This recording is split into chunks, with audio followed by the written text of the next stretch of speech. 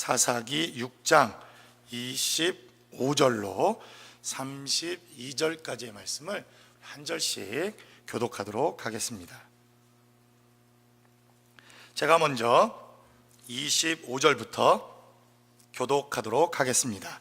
그날 밤에 여호와께서 기드온에게 이르시되 내 아버지에게 있는 수소 곧 7년 된 둘째 수소를 끌어오고 내 아버지에게 있는 바알의 제단을 헐며 그 곁에 아세라의 상을 짓고 또 이 산성 꼭대기에 내 하나님 여호와를 위하여 규례대로 한 제단을 쌓고 그 둘째 수소를 잡아 내가 찍은 아세라 나무로 번제를 드릴지니라 하시니라. 이에 기드온이 종 10사람을 데리고 여호와께서 그에게 말씀하신 대로 행하되 그의 아버지의 가문과 그 성읍 사람들을 두려워하므로 이 일을 감히 낮에 행하지 못하고 밤에 행하니라. 그 성읍 사람들이 아침에 일찍이 일어나 본즉 바알의 제단이 파괴되었으며 그 곁에 아세라가 찍혔고 새로 쌓은 제단 위에 그 둘째 수소를 드렸는지라. 서로 물어 이르되 이것이 누구의 소행인가 하고 그들이 캐어 물은 후에 이르되 요아스의 아들 기드온이 이를 행하였도다 하고 성읍 사람들이 요아스에게 이르되 내 아들을 끌어내라. 그는 당연히 죽을지니 이는 바알의 제단을 파괴하고 그 곁에 아세라를 찍었음이니라 하니 요아스가 자기를 둘러선 모든 자에게 이르되 너희가 바알을 위하여 다투느냐 너희가 바알을 구원하겠느냐 그를 위하여 다투는 자는 아침까지 죽임을 당하리라. 바알이 과연 신일진데 그의 제단을 파괴하였은즉 그가 자신을 위해 다툴 것이니라 하니라. 그날에 기드온을 여룹바알이라 불렀으니 이는 그가 바알의 제단을 파괴하였으므로 바알이 그와 더불어 다툴 것이라 함이었더라. 아멘. 아멘. 우리는 계속해서 사사기에 대한 메시지를 통해서 하나님께서 우리를 어떻게 부르시고 계신지, 그리고 이 시대에 하나님께서 우리를 어떻게 사용하시기를 원하시는가, 하나님의 말씀을 계속해서 나누고 있습니다. 우리는 지난 시간 드보라라고 하는 이 여선지자 사사의 메시지를 통해서 딱 마침 마더스데이에 맞게 우리 여성들의 리더십과 그리고 하나님의 교회를 통해서 하나님이 부르시는 부르심에 차별이 없으시고 하나님의 부르심에는 공평하다고 하는 그러한 메시지를 우리가 말씀을 통해서 나누었습니다. 특별히 이 사사기에 기록되어져 있는 메시지 가운데 저는 사사들 그러면 제일 먼저 생각나는 게 삼손이라고 하는 사사입니다. 제가 그 이유를 여러분들에게 누차 말씀을 드려서 또 얘기하면 잔소리가 될 것 같은데, 저의 형의 이름이 덕순, 제가 종순, 제 동생이 일순, 다 형제입니다. 그러니까 삼순이 아닙니까? 삼순. 매일 놀림만 당하다가 성경에 보니까 삼손이 있더라고요.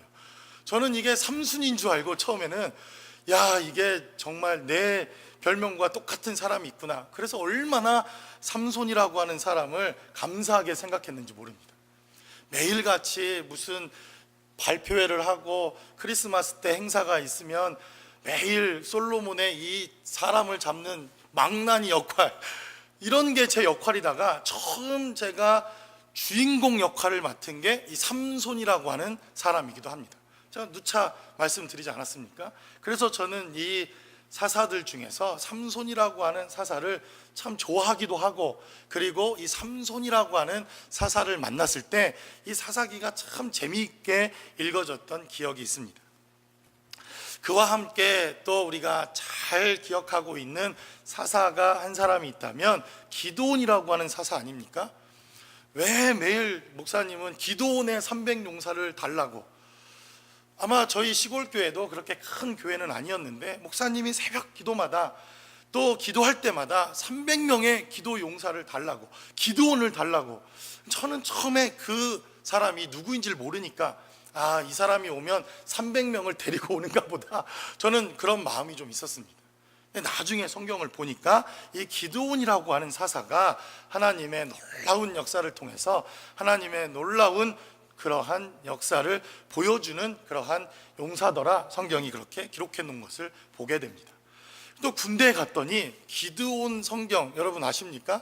이렇게 조그맣게 포켓에 싹 들어가도록 그래서 이 사람이 유명하기는 유명한 사람인가 보다, 이렇게 성경을 우리가 이 기드온이라고 하는 사람을 접하게 되는 것을 보게 됩니다. 그래서 물론 사람들의 차이와 그리고 정도의 차이는 있지만 대부분의 사람들이 사사 그러면 이 기드온 혹은 삼손이라고 하는 이 사사에 대해서 잘 알기도 하고 또 좋아하기도 하고 그들의 이야기를 어려서부터 들었던 기억들이 있는 것을 보게 됩니다.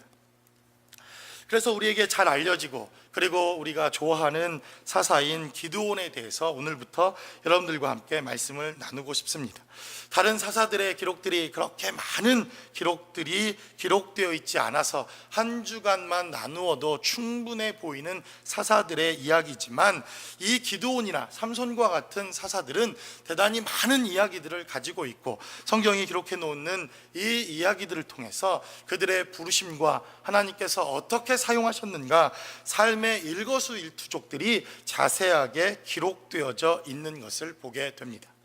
그래서 아마도 이 삼손과 함께 기드온이라고 하는 이러한 사사에 대해서 우리가 하나님의 말씀을 나눌 때는 한 주가 아니라 어쩌면 2주, 3주 더 많은 그러한 시간들의 할애를 들여서 우리가 이 기드온이라고 하는 이러한 사사를 함께 나누어 볼 수 있는 시간을 가질 것 같습니다. 그래서 오늘 우리는 사사 가운데 우리가 잘 알고 있는 이 기드온이라고 하는 사사를 통해서 하나님께서 그를 어떻게 부르셨는지 그리고 어떻게 그를 사용하셨는지 그리고 이 기드온을 통해서 이 시대를 살아가는 우리들은 어떻게 하나님의 은혜와 능력 가운데 거해야 하는지 주의 말씀을 통해서 함께 나누어 보기를 원합니다. 오늘 기록되어져 있는 이 사사기 6장에는 동일한 역사가 반복되는 것을 보게 됩니다. 여러분, 반복이라고 하는 것은 대단히 힘이 있습니다. 그렇지 않습니까? 반복하는 것, 이것은 긍정적인 일이든 부정적인 일이든 이것은 대단한 힘을 갖고 있다는 것을 보게 됩니다. 그런데 오늘 사사기 6장에는 부정적인 의미에서 반복되어지는 역사가 있습니다. 하나님을 떠나고 하나님의 말씀에 순종하지 못하고 계속해서 우상을 숭배하고 하나님께서 살만한 환경과 그러한 축복을 주시면 곧바로 또다시 하나님을 저버리고 떠나버리는 반복하는 인간의 죄악과 이러한 연약한 모습들이 성경에 기록되어져 있는 것을 보게 됩니다. 여러분, 한 번 죄 짓는 것이 어렵지 2번, 3번은 쉽지 않습니까? 반복이 주는 힘이 있습니다. 한 번 이렇게 컨닝하는 게 어렵지 나중에는 한 번 컨닝하고 나면 책상이 새카맣습니다. 아주 허벅지부터 시작해가지고 손 대는 곳마다 다 아주 그냥 컨닝 페이퍼로. 제가 깜짝 놀란 건 아니 신학교에 왔는데도 컨닝을 하더라고요. 신학교에서도 컨닝을 하더라고요. 아주 제가 문화적 충격을 받았습니다. 아니 목사 될 사람들이 컨닝을 하다니. 그런데 제가 이렇게 이 손가락질 할 게 아닌 게 아니 이게 공부는 안 되고 공부할 건 많고 저도 나중에 보니까 책상에다가 단어 하나라도 써놓고 그러한 우리의 반복된 잘못된 습관들이 있는 것을 보게 됩니다. 마찬가지로 이 사람들도 하나님이 축복해 주시고 은혜를 주시고 능력을 주심에도 불구하고 반복해서 하나님을 떠나는 이러한 반복의 역사가 있더라는 것입니다. 그러나 하나님께서는 긍정적인 측면에서 우리에게 반복되는 역사를 또한 허락해 주십니다. 그러한 반복의 역사가 무엇이 있었습니까? 바로 사사를 세우시고 하나님의 일꾼들을 세우시고 그들을 통해서 반복해서 회복하게 하시는 하나님의 역사와 능력의 역사가 바로 이 사사기를 통해서 지속적으로 반복되는 역사를 보게 됩니다. 그러므로 인간이 지속적인 반복의 역사를 통해서 또 죄악을 범하고 하나님을 떠나고 하나님 앞에 죄를 범하지만 그래도 우리가 하나님의 은혜를 체험하고 경험하게 되는 것은 우리의 죄악이 반복되어지는 만큼 하나님의 은혜 또한 반복되어지는 역사가 우리에게까지 내려오고 있다는 사실을 성경이 우리에게 가르쳐주고 있더라는 것입니다. 그래서 오늘 반복해서 하나님이 끊임없이 우리에게 은혜를 베푸신 그러한 사건 가운데 바로 기드온이라고 하는 이 사람을 또 사사로 세우셨다는 것입니다. 그래서 우리가 또 죄악을 범하고 또 죄를 짓고 하나님 앞에 불순종해도 우리가 염려하지 않을 것이 무엇입니까? 하나님께서 또 은혜를 주시고 또 은혜를 주시고 반복해서 또 은혜를 주시고 우리에게 또 말씀을 보내주시고 지속적인 은혜를 베푸시는 하나님이라고 하는 사실을 우리는 말씀을 통해서 깨닫게 됩니다. 그래서 오늘 반복하시는 이 하나님의 은혜를 통해서 우리는 기드온이라고 하는 이 사람이 어떻게 하나님 앞에 부르심을 받게 되었는지 그의 삶의 첫 자리를 나누는 것으로 삶의 말씀을 나누어 보기를 원합니다. 첫 번째로 우리는 이 기드온이라고 하는 이 사람을 통해서 하나님이 베푸시는 은혜와 그리고 축복의 메시지가 무엇이었는지를 한번 나누어 볼 수 있는 시간을 갖기를 원합니다. 첫 번째로 우리가 생각해 볼 것은 기드온이라고 하는 사람의 이름입니다. 구약 성경에 기록되어져 있는 많은 사람들의 이름은 아주 특별한 의미를 가지고 있습니다. 제가 반복해서 여러분들에게 말씀을 드렸듯이 그 이름을 잘 새겨보는 것으로도 우리는 하나님의 은혜를 발견하게 됩니다. 특별히 기드온이라고 하는 이 이름은 베는 사람이다, 무엇인가를 베다, 이러한 뜻을 가지고 있는 사람이 바로 기드온이라고 하는 사람입니다. 그래서 우리가 이 본문의 메시지를 읽었던 것처럼 그가 무슨 일을 합니까? 우상을 넘어뜨리고 우상을 베어버리고 이 바알과 아세라라고 하는 이 신상을 넘어뜨리는 그러한 일을 합니다. 그래서 어쩌면 이 기드온이라고 하는 이름과 그가 감당했던 그의 사역의 첫 자리에서 그가 하나님의 부르심을 받는 그러한 장면이 대단히 하나님께서 부르시는 말씀을 통해서 그가 해야 하는 사역이 무엇인지를 보여주고 있는 중요한 이름이라고 여겨집니다.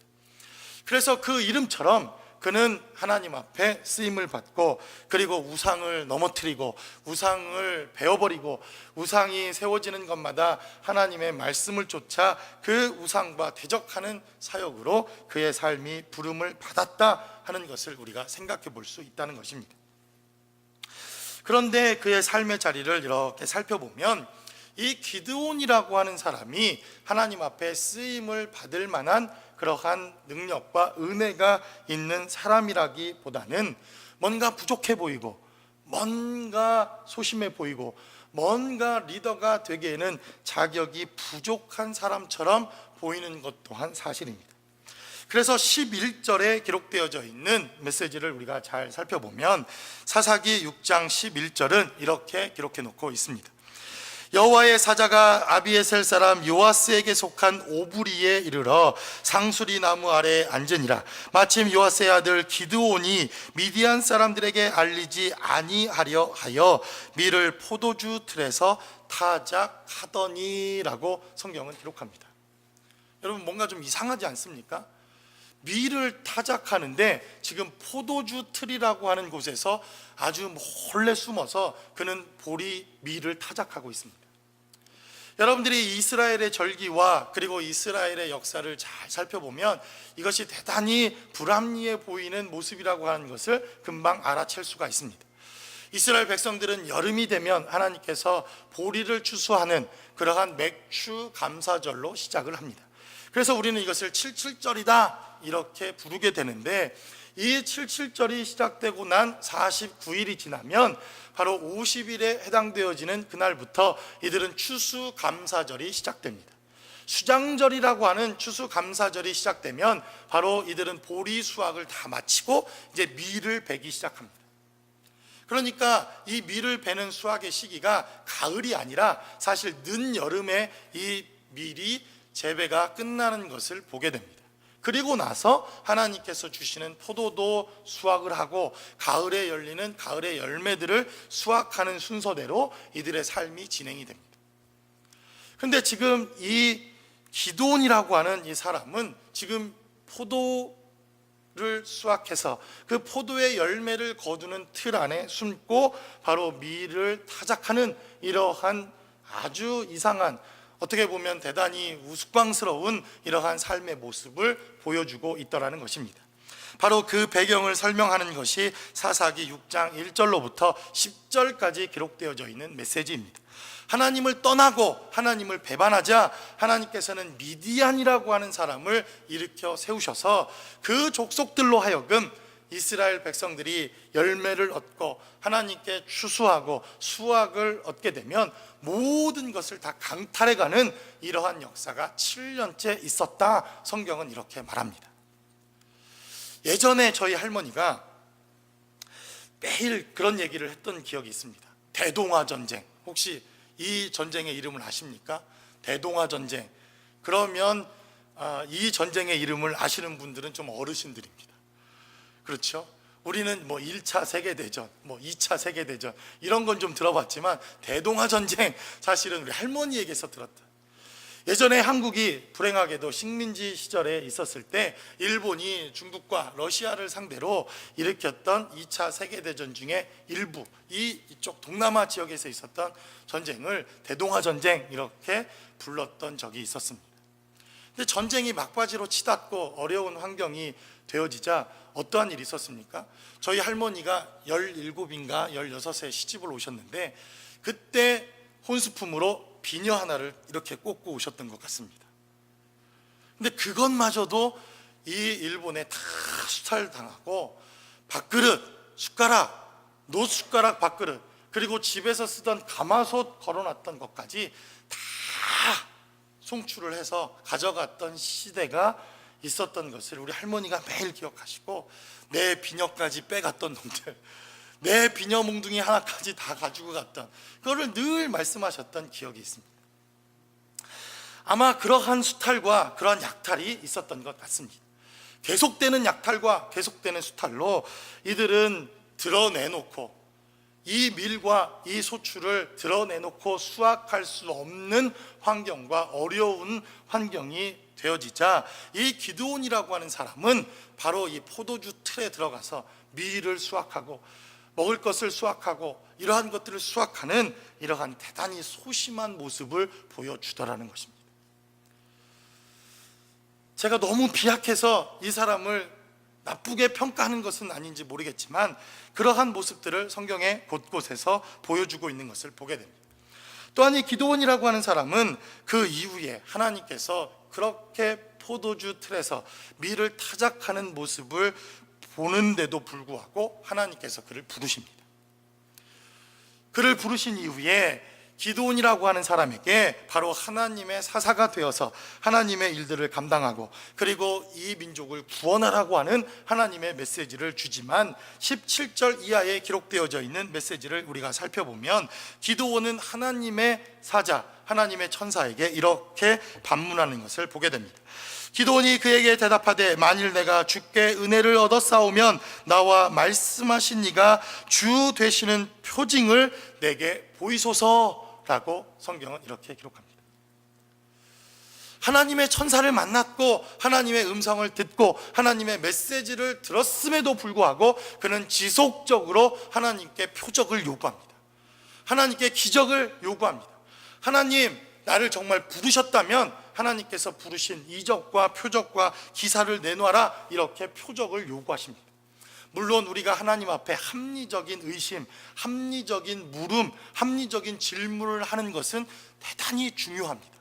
이것은 저는 대단히 중요하다고 믿습니다. 무조건 믿습니다. 여러분, 이게 믿음입니까? 얼마 전에 여러분들도 아마 뉴스를 통해서 들었을 겁니다. 아프리카에 어떤 목사님이 너무 하나님의 뜨거운 메시지를 듣고 나도 무리를 걸을 수 있다는 믿음이 생겨서 30일인지 40일인지 금식을 하고 호수에 뛰어들었답니다. 그리고는 3초 만에 그냥 악어 3마리가 나와서 다 뜯어먹고 잡혀 먹히는. 여러분, 우리는 이것을 가끔 믿음이라고 잘못 생각하는 그러한 삶 속에 살아가는 그런 어리석음도 있기에, 합리적인 믿음, 합리적인 의심, 하나님 앞에 묻고 따지고 이것이 그른가 합리적인가 하는 것을 묻는 것은 저는 당연한 일이라고 여겨집니다. 그러나 때때로 하나님 앞에 순종하며 하나님의 부르심 앞에 순종해야 할 우리의 삶의 자리에서 때때로 우리의 믿음과 우리의 의심 많은 삶의 모습 때문에 표적을 구하기도 하고, 하나님이 정말 주셨다면 뭔가를 달라고 하는 이러한 의심들도 우리 가운데 있는 것을 보게 됩니다. 그래서 기도원 하면 300용사도 생각나지만 뭐가 또 생각납니까? 양털. 하나님, 정말 나를 부르셨다면 이 양털에는 물이 없고 다른 사면에만 다 물이 있게 해달라고, 이슬이 맺히게 해달라고 그는 또 그렇게 하나님 앞에 묻습니다. 그렇게 보여주셨으면 감사하고 하나님 앞에 순종해야 될 텐데 그는 또 묻습니다. 하나님, 한 가지만 더. 그러면 이제는 양털에만 물이 그냥 흥건하게 넘쳐나고 다른 데는 그냥 뽀송뽀송하게 해달라고. 저 같으면 한 대 그냥 주워 박았을 것 같은데 그렇지 않습니까? 이 의심 많은 기도나 이랬을 텐데. 그런데 하나님께서는 그의 모든 요구와 그의 의심을 또 들어주십니다. 또 오늘 본문에 기록되어져 있는 이 메시지를 살펴보면 이제 하나님께서 그에게 요구하시는 표적과 능력을 하나님의 천사가 나타나서 보여줍니다.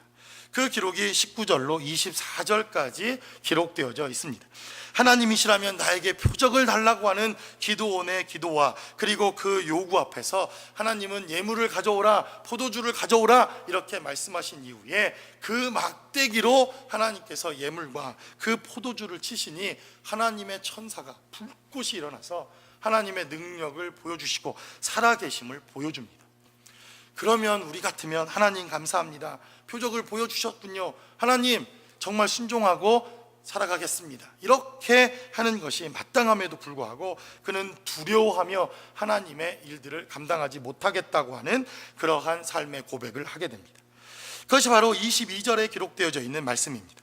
기드온이 그가 여호와의 사자인 줄 알고 이르되 슬프도소이다, 주 여호와여 내가 여호와의 사자를 대면하여 보았나이다 하니라고 성경은 기록합니다. 죽게 되었다는 것입니다. 하나님을 보았으니 죽게 되었다, 그는 그렇게 고백합니다. 두려워 떨고 있는 기드온의 모습을 보게 되더라는 것입니다. 그래서 여기까지 기록되어져 있는 성경의 메시지를 잘 살펴보면 사실 기드온이라고 하는 이 사람이 하나님의 사람으로 부름을 받고 하나님의 사사로 부름을 받고 그가 지금은 목회자요 하나님의 일을 감당하는 이러한 하나님의 사람으로 부름을 받기에는 뭔가 부족해 보이는 것도 사실이더라라고 하는 것을 깨닫습니다. 그래서 바로 이것이 우리는 은혜다 이렇게 말합니다. 왜 그렇습니까? 하나님께서 완전하고 완벽한 사람을 택하셨다는 것을 우리가 믿는 것이 아니라 우리는 부족하고 우리는 연약하고 우리는 정말 하나님 보시기에 보잘것없는 인생들이지만 그러나 하나님의 선택은 완전하고 완벽했다는 것을 믿는 것이 우리의 믿음이라는 것을 성경은 우리에게 증거합니다. 우리는 부족하지만 우리는 연약하지만 우리는 아무것도 아니지만 그러나 이렇게 부족한 기드온을 선택하신 하나님은 완전하시다는 것을 믿는 것, 이것에서부터 사사 기드온이라고 하는 사람의 삶의 자리가 바로 하나님께서 우리에게 주시는 은혜요 능력이라고 하는 것을 깨닫게 됩니다. 저는 성경에 기록되어져 있는 많은 인물들 가운데 물론 하나님 앞에 쓰임 받을 만한 충분한 조건이 있는 사람들도 살펴보지만 그러나 때때로 하나님께서 선택하신 사람들은 너무나도 보잘것없고 너무나도 부족하고 너무나도 연약한 사람들이라고 하는 것을 깨닫게 됩니다. 대표적인 사람들이 주님이 선택한 12 제자가 아닐까라는 생각을 해봅니다. 그들이 어디 출신입니까? 갈릴리 출신. 그네들이 나는 갈릴리 출신 이렇게 써붙이고 다니지 않아도 그들은 다 갈릴리 출신이라는 것을 이스라엘 백성들이 다 압니다. 어떻게 알았습니까? 호적 등본을 까봐서? 호적을 까보고 주민등록증을 까봐서? 그게 아니죠. 그들의 말투, 그들의 행동, 그들이 입고 다니는 옷, 그것만 딱 봐도 촌놈입니다. 저도 이 충청도 사투리를 고치려고 얼마나 애썼는지 아십니까? 사투리 거의 안 들리죠? 아닙니까? 들립니까? 근데 제가 가끔 제 설교를 이렇게 모니터하고 들려보면 어찌나 이 충청도의 억양과 사투리와 톤이 아직도 남아있는지. 제가 그래서 이 주소 세탁을 한 사람입니다. 신분 세탁을 한 사람입니다. 제가 결혼과 동시에 제 이 본적을 서울로 옮겼습니다. 별짓을 다 했죠, 그죠? 이 촌놈 소리를 안 들어보려고. 그런데도 누가 딱 보면 목사님 고향이 혹시 충청도이십니까? 아니 나는 서울인데 본적이 서울입니다. 그러면 말합니다. 목사님의 행동과 걸음걸이 설교하는 폼, 그리고 얘기하는 예화를 들어보면 딱 촌놈입니다. 아, 이걸 바꿔야 될 텐데 좀 세련되게, 좀 서울 사람 티 나게. 처음에는 어찌나 이 서울 사람 말처럼 하는 게 어렵던지, 아유 그랬슈 저랬슈 하던 말이 아유 그랬습니까 하는데 이게 너무 어색한 거 아십니까 여러분? 어머 그랬어요 이렇게 서울 사람들이 말하는데 얼마나 징그러운지. 그런데 이 갈릴리 사람이라고 한 표가 금방 나는 겁니다. 이 예수님의 12제자들이 예루살렘에 올라와서 이야기를 하고 그의 삶을 보기만 하면 저들은 갈릴리 촌 어부라고 하는 것들이 명확하게 드러납니다.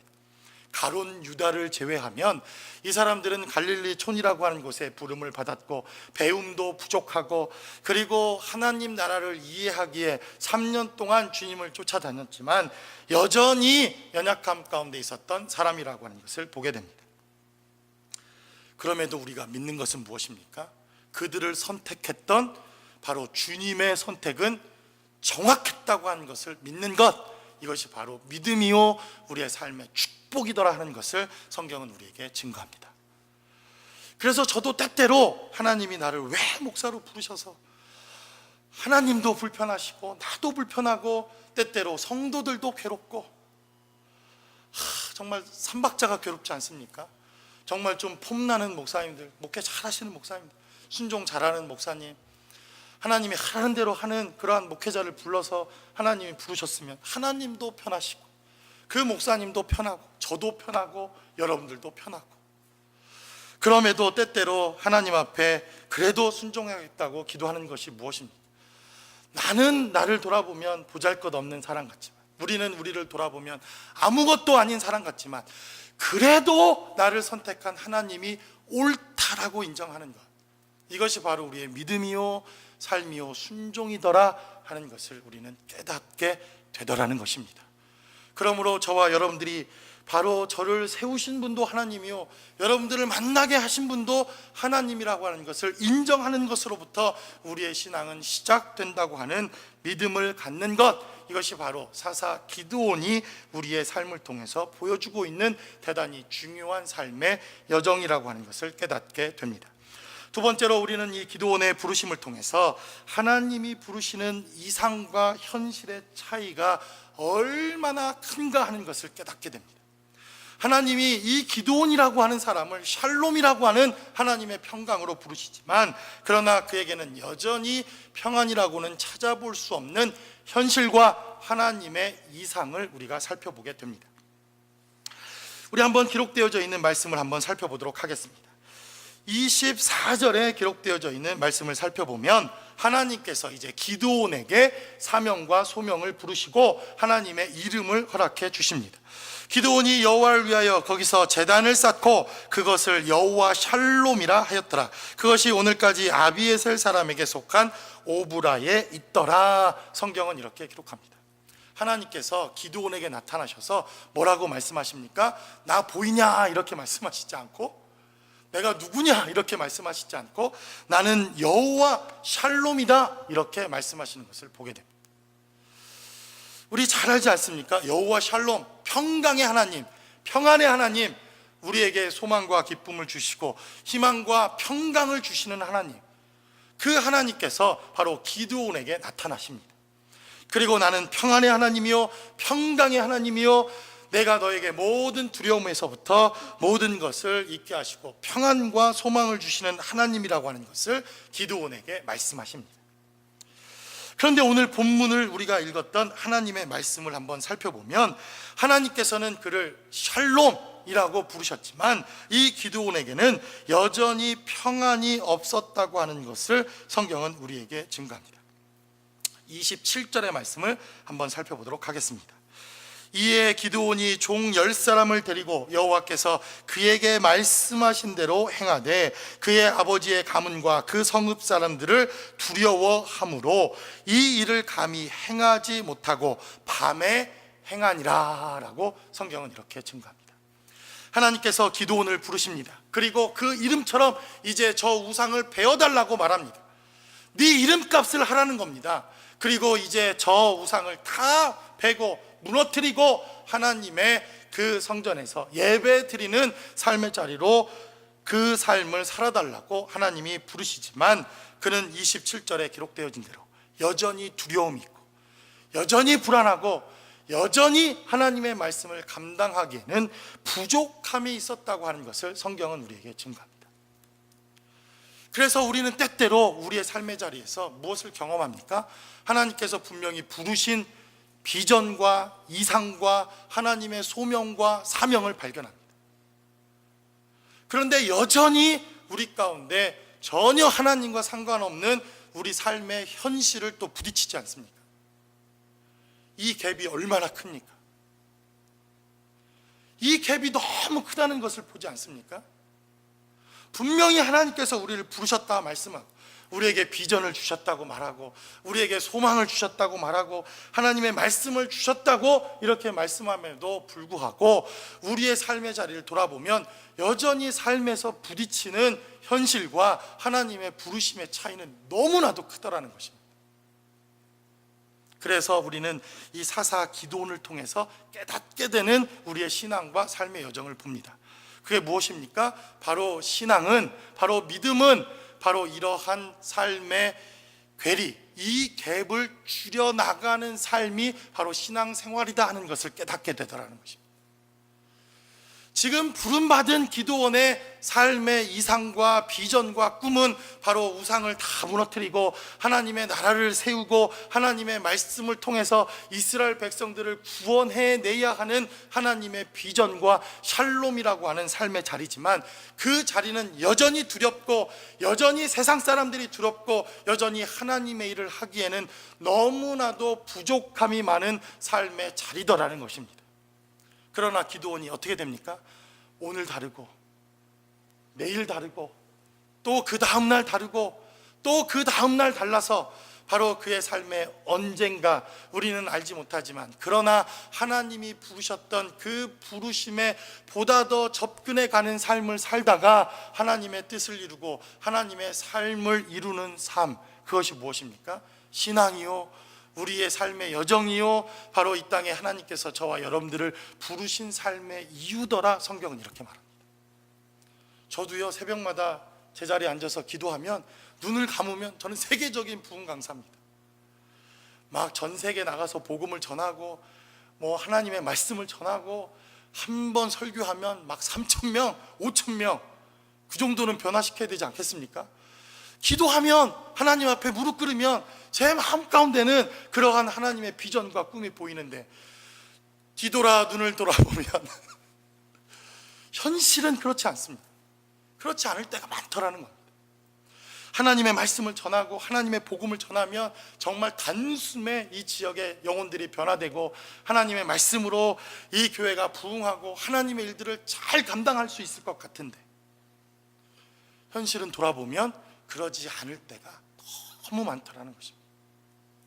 그래서 좌절하고, 그래서 낙심하고, 그래서 나는 정말 목회자로 부름받은 것이 아닌가, 이렇게 불신앙의 삶을 살아가는 우리의 모습들을 바라보지만, 이 기드온이라고 하는 사람을 통해서 우리가 깨닫게 되어지는 것은 하나님의 부르심과 이 현실이 다르다고 해서 우리가 쓰임받지 못하는 것이 아니라, 언젠가 하나님의 부르심에 순종하기만 하면 바로 그 부르심에 합당한 삶을 점점점 살아가지는 삶, 그것이 바로 저와 하나님께서 여러분들을 부르신 이유라고 하는 것을 이 기도원을 통해서 하나님께서 가르쳐 주십니다.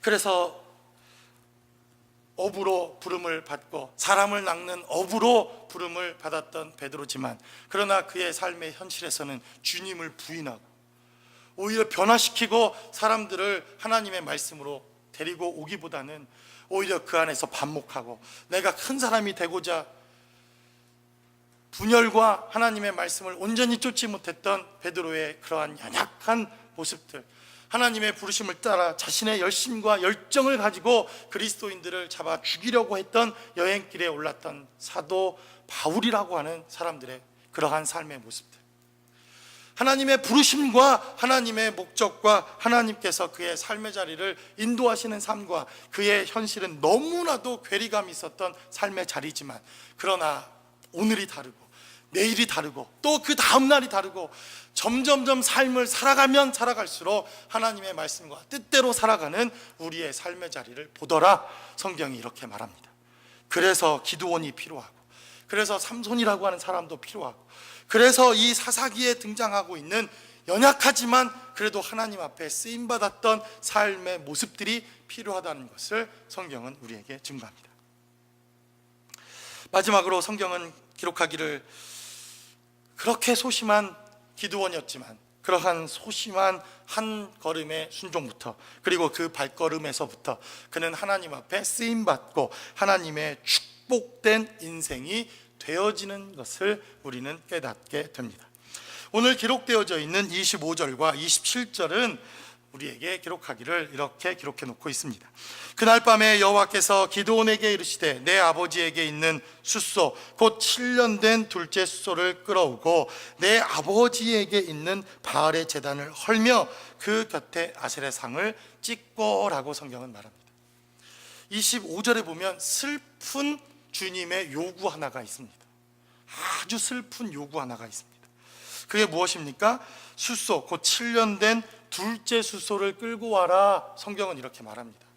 우리 요즘에 민수기 우리 큐티를 하고 있지 않습니까? 성경은 기록하기를 모든 장자 첫 번째 난 거는 내 거다 이렇게 말씀합니다. 소도 내 거요, 양도 내 거요, 하여튼 뭐든지 하나님 앞에 첫 초태생 첫 번째 것은 내 거다. 하나님께서 이렇게 말씀하십니다. 그런데 오늘 하나님께서 이 기드온에게 말씀하시기를 둘째 소를 가져와라 이렇게 말씀합니다. 왜 그렇습니까? 이미 첫째 소는 누구한테 드린 겁니까? 바알에게. 이미 첫 번째 하나님께 드려야 할 것은 아세라에게, 우상에게 이미 드렸기 때문에 바로 이들은 첫 번째 드릴 것이 없어서 바로 두 번째 송아지로, 두 번째 수소로 하나님께 예배해야 하는 이러한 삶의 현장 가운데 이들이 있었다는 것입니다. 그래서 하나님께서는 그래도 둘째 소를 끌고 오라고 하는 명령과 함께 아세라 상을 찍어버려라 이렇게 말씀하십니다. 그러나 우리가 하나님의 말씀을 보았듯이 27절에 이에 기드온이 종 10사람을 데리고 여호와께서 그에게 말씀하신 대로 행하되 그의 아버지의 가문과 그 성읍 사람들을 두려워함으로 이 일을 감히 낮에 행하지 못하고 밤에 행하였다. 밤에 몰래 가서 그 우상들을 넘어뜨렸다는 겁니다. 낮에 당당하게 나가서 나는 하나님의 아들이니 내가 이 일을 감당하겠다. 아사라의 목상을 칼로 쳐내고 무너뜨린 것이 아니라 아무도 보지 않는 그러한 밤에 몰래 나가서 그것을 무너뜨리고 내가 하나인 것처럼. 그리고는 말합니다. 그 다음날 사람들이 난리가 났습니다. 이른 아침 일찍, 저는 이 메시지가 대단히 가슴에 와닿습니다. 우상 숭배를 해도 이 사람들은 열심과 열정이 있었구나. 이른 아침 발견합니다. 그리고는 동네가 난리가 납니다. 누가 이 우상을 찍어냈는지, 누가 넘겨뜨렸는지 배웠는지. 그러나 정작 이 일을 행한 기드온은 모른 척 딴소리를 하고, 이런 소심한 이러한 기드온의 모습이었지만 그는 이러한 소심한 순종과 대단히 소심한 발걸음, 그 한 걸음을 통해서 그에게 하나님의 역사와 하나님의 축복과 하나님의 능력의 역사가 시작되더라 하는 것을 우리는 깨닫게 됩니다. 지금으로 말하면 내가 그리스도인인 게 다른 사람들에게 탄로날까 봐 식사기도도 안 하는 사람입니다. 기드온은. 제가 그랬죠. 어떤 분하고 목사님 좀 잠깐 할 얘기가 있어요. 그래서 같이 식사를 하게 되는 자리가 있었는데 자 우리 기도합시다. 그랬더니 기도했다는 거예요. 아니 내가 기도를 안 했는데 누가 기도를 했어요? 내가 축복하면서 기도해야지. 그랬더니 아이 목사님 기도했다는 거예요. 언제 했어요? 그랬더니 이렇게 했대. 솔직히 우리에게도 예전에 그랬던 적 있지 않습니까? 저도 가끔은 제가 누가 목사님 이렇게 부르는 게 깜짝깜짝 놀랄 때가 있습니다. 내가 혹시 무슨 죄 짓다가 걸린 거 아닌가? 혹시 이분이 내가 뭔가 실수하고 있는 것을 보다가 저를 알아본 것은 아닌가? 제가 그래서 이 장도 멀리 보러 가고 일부러 사람이 없을 만한 곳에 가서 놀기도 하고 그렇지 않습니까? 그런데 그럴 때마다 꼭 목사님 하고 부르는 분이 계십니다.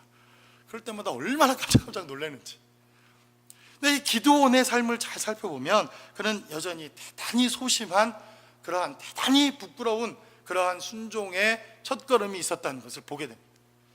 내가 그랬어, 내가 넘겨뜨렸어, 내가 무너뜨렸어, 이 우상은 무너져야 돼, 하나님이 그렇게 말씀하셨다고 하는 이러한 담대함을 가지고 하나님 앞에 순종하지 못합니다.